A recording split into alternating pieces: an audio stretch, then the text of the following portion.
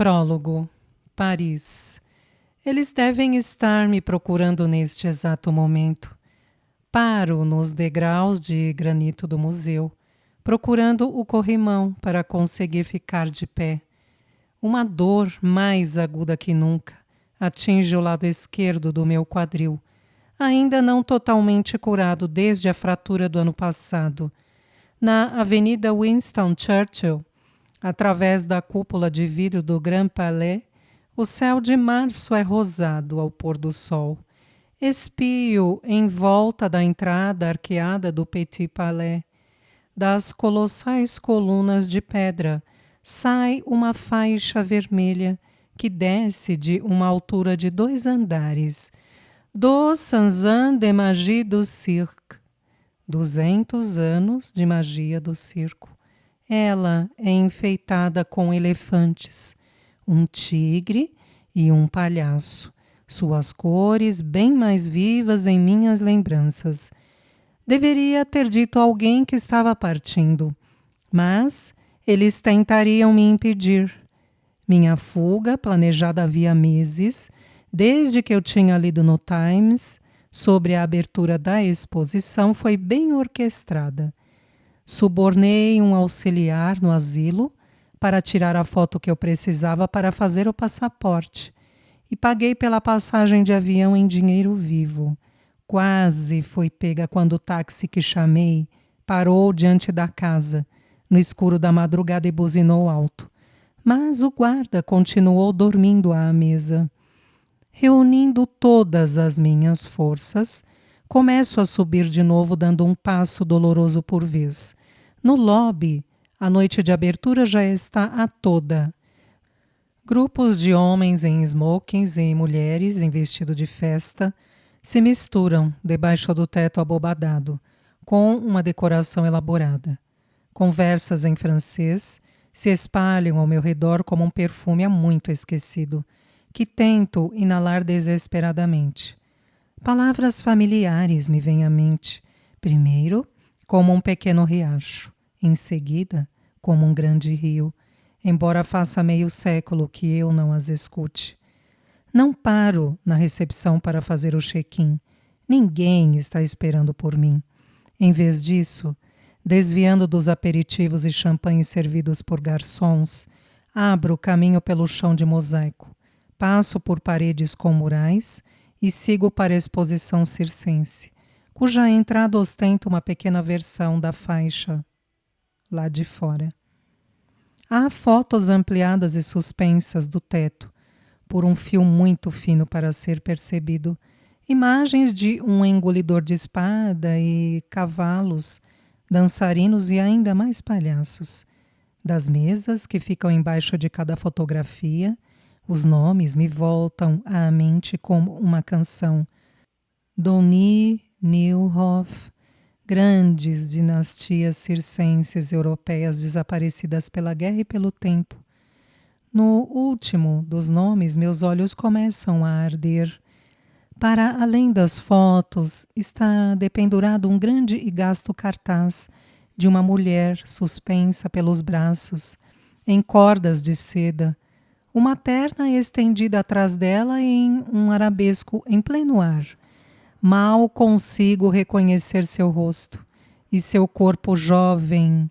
Em minha mente, o som do carrossel começa a tocar baixinho e suave, como uma caixa de música. Sinto o calor apavorante das luzes, tão quentes que eram quase capazes de arrancar minha pele.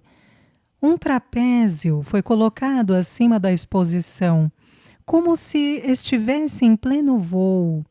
Mesmo agora, minhas pernas de quase 90 anos coçam com o desejo de subir lá.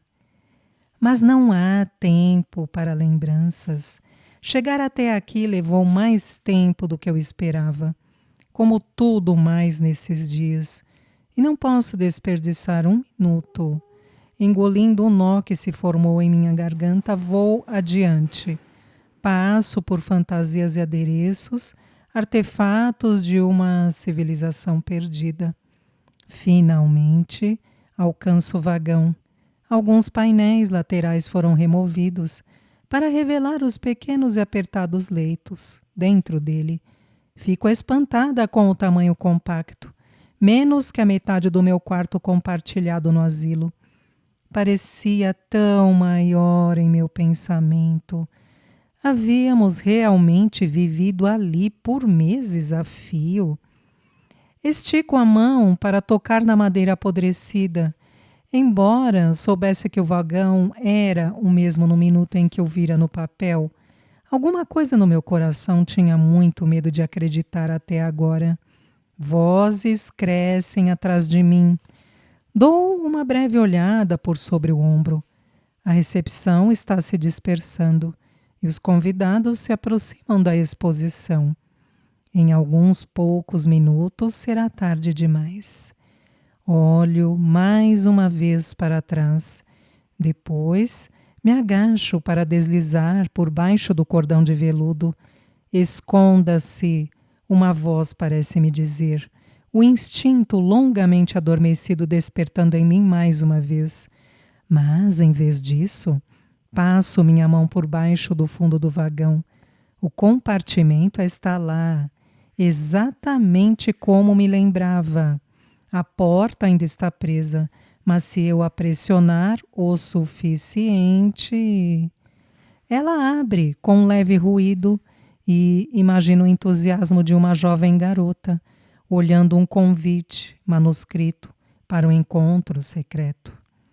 Mas, quando procuro lá dentro, meus dedos se fecham no espaço frio e escuro. O compartimento está vazio e o antigo sonho de que ele pudesse conter respostas evapora como névoa fresca. Capítulo 1, Noah, Alemanha, 1944. O som chega baixo, como o zunir das abelhas, que certa vez perseguiram papai pela fazenda e o fizeram passar uma semana envolvido em bandagens. Deixo de lado a vassoura com que limpava o chão, que já fora de um mármore elegante, mas agora estava rachado sob o peso de saltos de botas e manchado com finas linhas de lama e cinza que nunca sairão. Procurando saber de que direção vem o som, cruzo a estação anunciada pelo cartaz com letras gritantes: Bahnhof Bensheim. Um grande nome para nada mais que uma sala de espera e 2 banheiros, uma bilheteria e uma pequena loja de linguiças que funciona quando há carne para ser consumida. E o clima não está horrível. Inclino-me para apanhar uma moeda ao pé de um dos bancos em Bossuan. Fico impressionada com as coisas que as pessoas esquecem ou deixam para trás. Do lado de fora, minha respiração sobe em baforadas no ar noturno de fevereiro. O céu é uma sobreposição de marfim e cinza, mais neve ameaçando cair. A estação fica no fundo de um vale, cercada por exuberantes colinas de pinhos em 3 lados, seus topos pontudos sobressaindo acima dos galhos cobertos de neve. O ar tem um leve cheiro de queimado. Antes da guerra, Bensheim era apenas mais uma das pequenas paradas pelas quais a maioria dos viajantes passava sem perceber. Mas os alemães aproveitam tudo aqui e o local é bom para estacionar trens e trocar motores durante a noite. Estou aqui há quase 4 meses. Não foi tão ruim no outono e fiquei feliz de encontrar abrigo depois de terem me mandado fazer as malas, com comida para apenas 2 dias, 3 se economizasse. O lar para garotas em que eu vivia, para onde meus pais me chutaram, depois que descobrirem que eu estava grávida, ficava longe de tudo em nome da discrição. Eles poderiam ter me deixado em Mainz, ou pelo menos na cidade mais próxima, mas simplesmente abriram a porta mandando-me embora a pé. Caminhei até a estação de trem, sem perceber que não tinha lugar algum para ir. Nos meses em que estive longe, pensara mais de uma vez em voltar para casa implorando perdão. Não que eu fosse muito orgulhosa. Eu teria me posto de joelhos se achasse de que faria alguma diferença. Mas eu sabia, pela fúria nos olhos de meu pai, no dia em que ele me expulsou, que seu coração estava fechado. Não suportaria ser rejeitada 2 vezes. Por sorte, porém, a estação estava precisando de uma faxineira. Espio os fundos do prédio agora, na direção do pequeno depósito onde durmo, em apenas um colchão. O vestido de grávida é o mesmo que usava no dia em que saí de casa, a não ser pelo fato de que a parte da frente cai agora frouxamente. Não vou viver para sempre assim, claro. Vou encontrar um emprego de verdade, que pague mais do que pão não muito mofado e um lar propriamente dito. Vejo-me na janela da estação de trem. Tenho o tipo de rosto passável, cabelo de diferentes tonalidades de louro, que fica branco ao sol do verão, olhos azul claros. Minha falta de graça já me incomodou. Aqui é um benefício. Os 2 outros trabalhadores da estação, a garota da bilheteria e o homem no quiosque vêm e vão para casa toda noite e mal falam comigo. Os viajantes passam pela estação com a edição matutina do Der Stürmer, enfiada debaixo do braço, esmagando cigarros no chão, sem se preocupar com quem eu sou ou de onde vim. Apesar da solidão, preciso que seja assim. Não posso responder perguntas relativas ao passado. Não, eles não me notam. Mas eu noto todos os que passam. Os soldados de licença voltando para casa e as mães ou esposas que vêm todos os dias à plataforma com a esperança de ver um filho ou marido, mas que acabam indo embora sozinhas. Sempre dá para perceber quem está tentando fugir. Procuram parecer normais, como se estivessem apenas tirando férias, mas estão estufados vestindo várias camadas de roupas e carregam malas tão cheias que ameaçam explodir a cada momento. Eles não encaram ninguém, mas empurram suas crianças agitadamente com rostos pálidos e tensos. O zunido fica mais alto e mais estridente. Vem do trem que ouvi apitar mais cedo e agora está estacionado mais à frente no trilho. Começo a andar até ele. Passo pelas caixas de carvão, a maioria levada do depósito por tropas combatendo no leste. Talvez alguém tenha deixado um motor ou uma máquina ligada. Não quero que me culpem. Não posso arriscar perder meu emprego. Apesar da minha situação miserável, eu sei que poderia ser pior e que tenho sorte de estar aqui. Sorte. Escutei isso de uma alemã idosa que dividia um arenque comigo no ônibus de Den Haag, depois que saí da casa de meus pais. Você é o ideal ariano, ela me disse, mastigando o peixe com as gengivas, enquanto serpenteávamos através de desvios e estradas esburacadas. Achei que ela estivesse brincando. Eu tinha um cabelo louro comum e nariz pequeno. Meu corpo era forte, atlético, até começar a amolecer e ficar curvilíneo. Até aquela noite em que a alemã sussurrou palavras doces em meus ouvidos, sempre me considerara desinteressante. Mas, agora, me disseram que eu me encaixava. Vi-me confiando à mulher a história de minha gravidez e de como havia sido expulsa. Ela me disse para ir a Wiesbaden e rabiscou um bilhete dizendo que eu estava carregando um bebê do Reich. Peguei a nota e fui. Não me ocorreu pensar se era perigoso ir à Alemanha ou se deveria recusar a oferta. Alguém precisava de crianças como a minha. Meus pais teriam morrido antes de aceitar a ajuda dos alemães. Mas a mulher me disse que eles me dariam um teto. Quão maus eles podiam ser! Não tinha outro lugar para ir. Tive sorte, disseram de novo, quando cheguei ao abrigo para garotas. Apesar de holandesa, fui considerada da raça ariana, e meu bebê fora dali marcado pela vergonha de ser um uneheliches Kind, concebido fora do casamento. Poderia ser aceito no programa Lebensborn e criado por uma boa família alemã. Passei quase 6 meses lá, lendo e ajudando com o trabalho doméstico, até que minha barriga ficou grande demais. A instalação, se não esplêndida, era moderna e limpa, projetada para dar à luz bebês em boa saúde para o Reich. Conheci uma garota robusta chamada Eva, cuja gravidez estava alguns meses mais avançada que a minha. Mas uma noite ela acordou sangrando e a levaram ao hospital e eu nunca mais a vi. Depois disso, preferi ficar sozinha. Nenhuma de nós permaneceria ali por muito tempo. Minha hora chegou em uma fria manhã de outubro, quando deixava a mesa de café da manhã no lar para garotas e minha bolsa rompeu. As 18 horas seguintes foram um borrão de dor terrível, pontuada por palavras de comando, sem palavras de encorajamento ou um toque tranquilizador. Por fim, o bebê emergiu com um choro e meu corpo inteiro tremeu com o vazio. Uma máquina sendo desligada.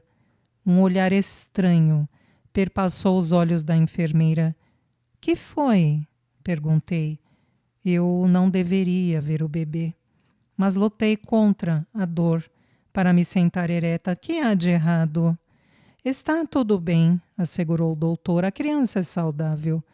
Sua voz estava perturbada, porém, e seu rosto parecia furioso atrás dos óculos grossos, por sobre o lençol creme. Eu me inclinei para a frente, e um par de penetrantes olhos cor de carvão encontraram os meus. Aqueles olhos não eram arianos. Entendi, então, a angústia do doutor. A criança não se parecia nada com a raça perfeita. Algum gene escondido do meu lado ou do lado do alemão deu a ele olhos escuros e pele cor de oliva. Ele não seria aceito no programa Lebensborn. Meu coração chorou, esganiçado e estridente, como se tivesse ouvido sobre seu destino e estivesse protestando. Tentei tocá-lo apesar da dor. Quero segurá-lo. O doutor e a enfermeira, que estavam registrando detalhes da criança em algum tipo de formulário, trocaram olhares desconfortáveis. Nós não, quer dizer, o programa Lebensborn não permite isso. Fiz força para me sentar. Então eu o pegarei e vou embora. Era um blefe, não tinha para onde ir. Assinara papéis, abrindo mão de meus direitos, quando cheguei, em troca de me deixarem ficar. Havia guardas no hospital, eu mal podia andar. Por favor, deixe-me pegá-lo, só por um instante. Nein! A enfermeira abanou a cabeça enfaticamente, deixando o quarto enquanto eu continuava a pedir. Quando não dava mais para vê-la, alguma coisa em minha voz forçou o doutor a ceder. Só por um instante, disse ele relutantemente, entregando-me a criança. Fitei o rosto vermelho, inalei o delicioso aroma de sua cabeça, que estava pontuda depois de tantas horas lutando para nascer, e me concentrei em seus olhos, aqueles olhos bonitos. Como algo tão perfeito poderia não ser o ideal deles? Mas ele era meu. Uma onda de amor brotou e se espalhou por mim. Eu não quis aquela criança, mas naquele momento todo arrependimento se esvaiu, dando lugar à saudade. Pânico e alívio me atravessaram. Eles não iriam querê-lo mais. Tinha que levá-lo para casa onde não havia outra escolha. Eu ficaria com ele, encontraria um jeito. Então a enfermeira retornou e o arrancou de meus braços. Não, espere! Protestei. Enquanto lutava para alcançar meu bebê, algo pontudo perfurou meu braço. Minha cabeça flutuou. Mãos me empurraram de volta à cama. Desmaiei, ainda vendo aqueles olhos negros. Acordei sozinha na sala de parto fria e estéril sem meu bebê, ou um marido ou mãe, ou mesmo uma enfermeira. Um vaso vazio que ninguém queria mais. Disseram, depois que ele foi para um bom lar, eu não tinha como saber se estavam falando a verdade. Engulo em seco, forçando a lembrança a ir embora. Então, saio da estação para o ar frio e cortante, aliviada porque a Schutzpolizei des Reichs, a vigilante polícia do estado que patrulha a estação, não está por ali. Provavelmente eles estão combatendo o frio com alguma garrafa dentro do caminhão. Eu olho o trem por todos os lados, tentando perceber de onde vem o zunido. O som se propaga do último vagão de carga, colado ao dos passageiros, não é do motor. Não, o barulho vem de dentro do trem. Algo está vivo. Paro. Pus na cabeça que jamais me aproximaria dos trens, que olharia para o outro lado quando passassem, porque eles carregam judeus. Eu ainda vivia em casa em nossa vila quando vi pela primeira vez o sofrido ajuntamento de homens, mulheres e crianças na praça do mercado. Corri para o meu pai chorando. Ele era um patriota e enfrentava tudo. Por que não aquilo? É horrível, concordou ele, por trás de sua barba que começava a ficar grisalha, manchada de amarelo, por causa do fumo do cachimbo. Ele secou minhas bochechas lavadas pelas lágrimas e me deu uma explicação vaga sobre como havia maneiras diferentes de lidar com as coisas, mas aquelas maneiras não haviam impedido minha colega de turma, Steffi Klein, de ter que marchar para a estação de trem com seus pais e seu irmão mais novo, usando o mesmo vestido que usara no meu aniversário um mês antes. O som continua a aumentar, ficando quase perfurante, como o de um animal ferido. Olho a plataforma vazia e espio os cantos da estação. A polícia pode ouvir o barulho também? Permaneço hesitante no final da plataforma, espiando para os trilhos que me separam do vagão de carga. Eu deveria sair dali. Mantenha os olhos baixos, essa é a lição dos anos de guerra. Nunca vem nada de bom quando nos metemos no que não é da nossa conta. Se for pega bisbilhotando nas áreas da estação onde não devo estar, serei demitida. Não terei mais um lugar para viver, ou talvez até seja presa.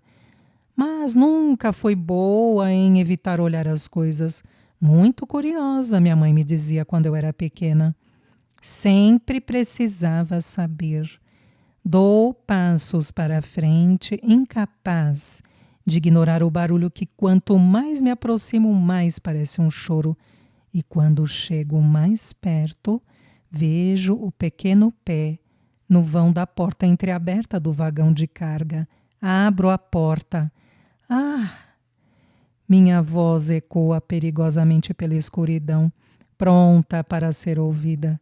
Há bebês, pequenos corpos incontáveis, deitados no chão coberto de palha do vagão de carga, espremidos e empilhados uns sobre os outros.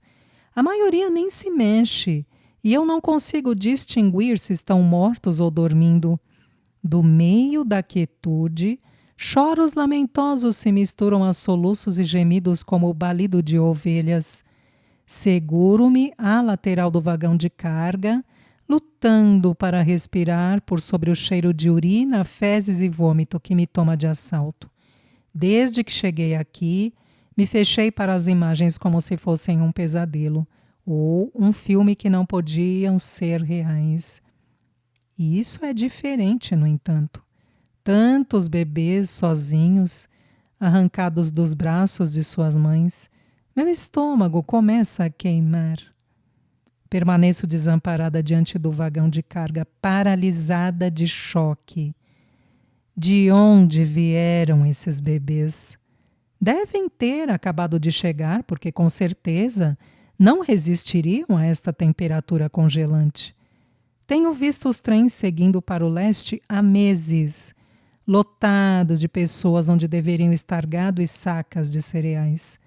Apesar da crueldade do transporte, eu dizia a mim mesma que estavam sendo levadas a algum lugar, como um campo ou vila, apenas sendo mantidas em um lugar.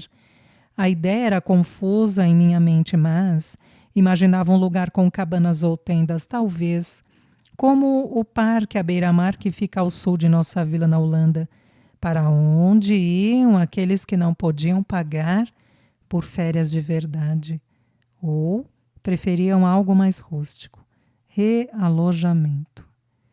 Nestes bebês mortos ou morrendo, no entanto, vejo a mentira por inteiro. Dou uma olhada por sobre o ombro.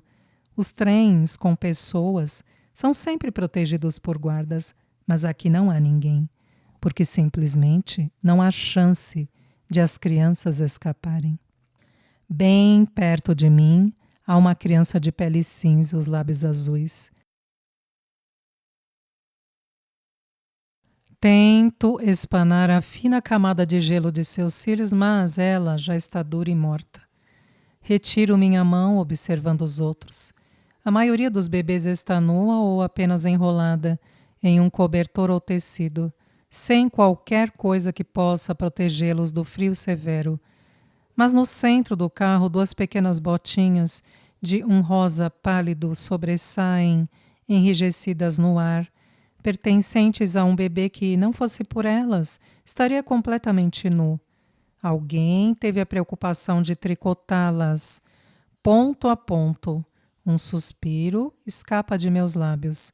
Uma cabeça se eleva entre as outras. Palha e fezes cobrem seu rosto, em forma de coração. A criança não parece sofrer ou estar incomodada, mas tem uma expressão intrigada como se dissesse: o que é que eu estou fazendo aqui? Há algo familiar nela. Olhos negros como carvão, trespassando-me exatamente como no dia em que dei à luz. Meu coração cresce no peito. O rosto do bebê se enruga de repente, ele chora. Minhas mãos se lançam e eu luto para alcançá-lo por sobre os outros antes que alguém mais ouça. Falho em minha tentativa de pegar o bebê que chora mais alto. Tento subir no carro, mas as crianças estão tão coladas umas às outras que eu não consigo. Com medo de pisar em uma delas desesperadamente, estico meus braços mais uma vez e alcanço. Pego a criança que chora, preciso fazê-la se calar. Sinto sua pele gelada quando a retiro do carro, nua, exceto por uma fralda de pano suja. O bebê está em meus braços agora, e no segundo em que o segurei, parece se acalmar na curva do meu braço. Poderia este ser meu bebê, trazido de volta para mim pelo destino ou sorte? Os olhos da criança se fecham e sua cabeça se inclina para a frente. Se ela está dormindo ou morrendo, não posso dizer. Agarrando-a, começo a me afastar do trem. Volto-me. Se alguma outra daquelas crianças ainda está viva, sou sua única chance. Deveria pegar mais.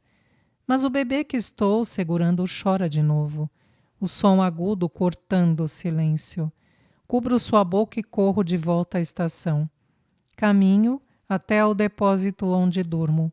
Parando-a à porta, olho em volta desesperadamente. Não tenho nada.